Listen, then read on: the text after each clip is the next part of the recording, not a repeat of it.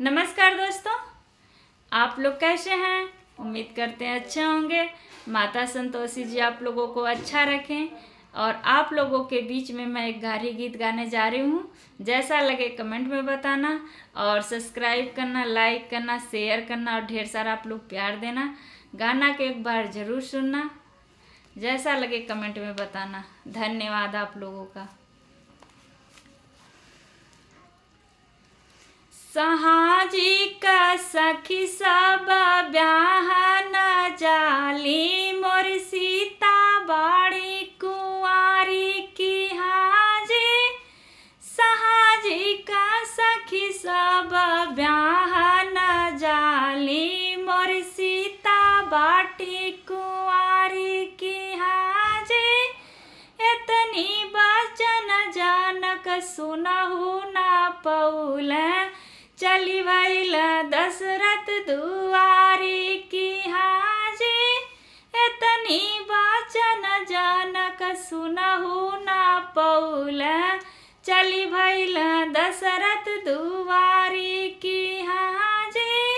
राजा जनक लेऊ सोने का खड़उआ, मोहरा न तिल का चढ़ाई की हाजी।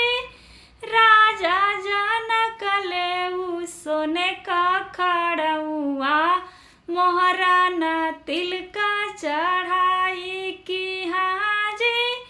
तिल का चढ़ाई जनक घर के लवटला, पूछेली उनकारी नारी की हाजी। तिल का चढ़ाई जनक घर के लवटल, पूछेली उनकारी नारी की हाजी। कैसन घर बाटे के तनी बड़ी जिम्मेदारी की हाजी। कैसन घर बाटे के तनी बड़ी जिम्मेदारी की हाजी। अच्छा घर बाटे सुंदर बर बाटे, बड़ी बाजी जिम्मेदारी की हाजी।